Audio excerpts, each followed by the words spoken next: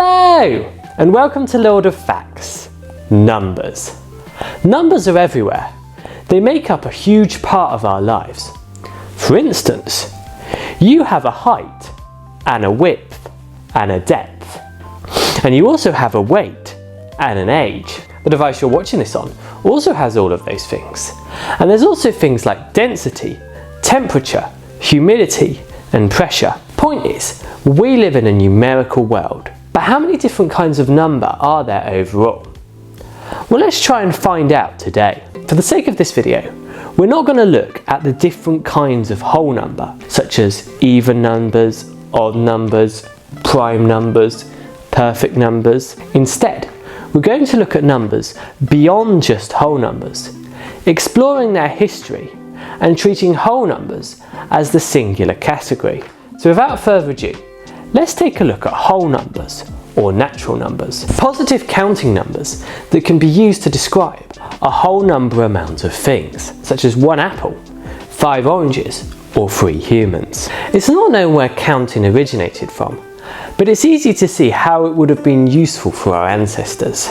Knowing how many sheep you have and the amount of grain you own would have come in handy in early human civilizations. Potential evidence of early counting comes in the form of what appears to be prehistoric tally marks carved into animal bones. Take the Ishango bone, a baboon bone found in the Democratic Republic of the Congo. The Ishango bone dates back 20,000 years to 18,000 BC and has a series of notches carved into it. One column of marks shows 3 notches, doubling to 6 notches. Another shows 4 notches, doubling to 8 notches. And yet another one shows 10 notches, halving to 5 notches. All of this appears to show a rudimentary understanding of halving and doubling. The numbers in each of the columns sum to over 60 or 48, which are both multiples of 12. Even older tally sticks have been found, such as the Swaziland Lebombo bone, a 37,000-year-old baboon fibula containing 29 notches. Here I have an apple pie. The interesting thing happens when I do this. If I take a sharp knife and cut this apple pie like this, what even is this? It's not an apple pie anymore, but is instead something else. It can be shared equally between 2 people, even though it only makes 1 pie overall. It's 1 pie divided into 2 equal parts. It's a fraction known as a half. One group who had very strong opinions about rational numbers and fractions were the Pythagoreans. The Pythagoreans were a bizarre cult that worshipped numbers and had some very strange beliefs. They had an irrational fear of beans. Beans? I mean, if it was tinned baked beans, I'd totally understand it.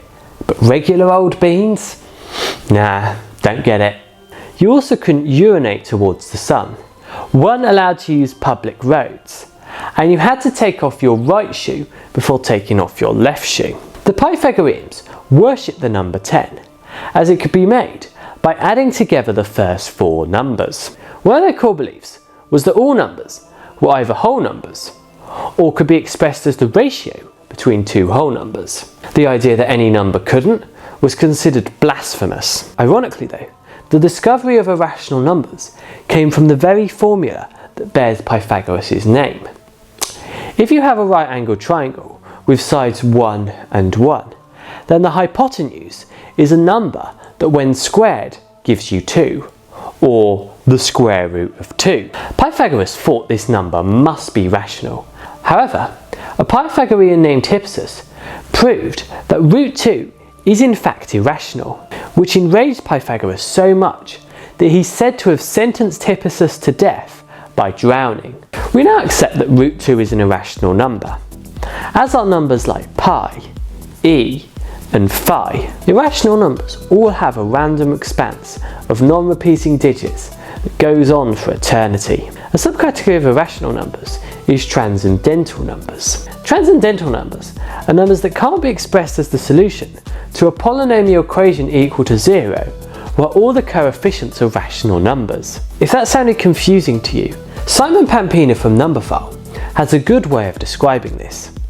He asks you to imagine a game where you have to get a number down to 0 using just whole numbers and the 5 basic functions of arithmetic: addition, subtraction, multiplication, division, and exponentiation. Numbers that can be reduced to 0 using these rules are called algebraic numbers, and numbers that can't are, you guessed it, transcendental numbers.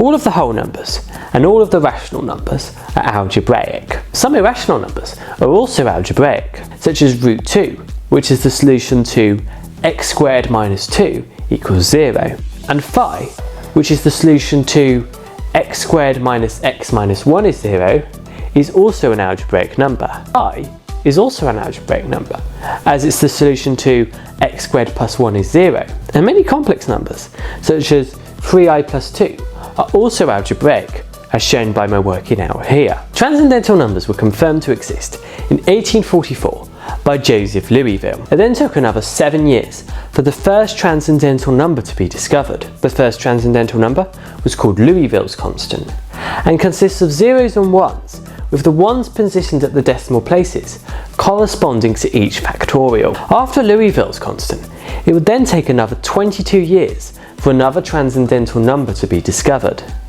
This happened in 1873 when E was shown to be transcendental.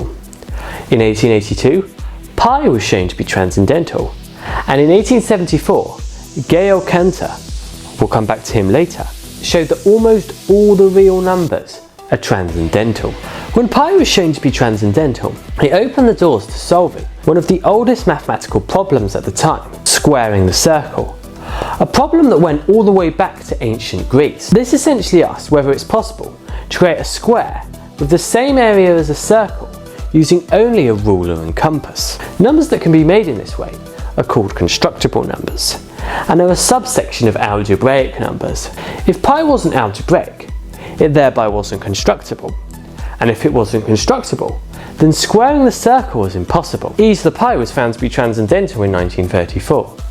It still isn't known whether pi to the e to the e, or pi to the pi are algebraic or transcendental, although we do know that at least one of e times pi and e plus pi is transcendental.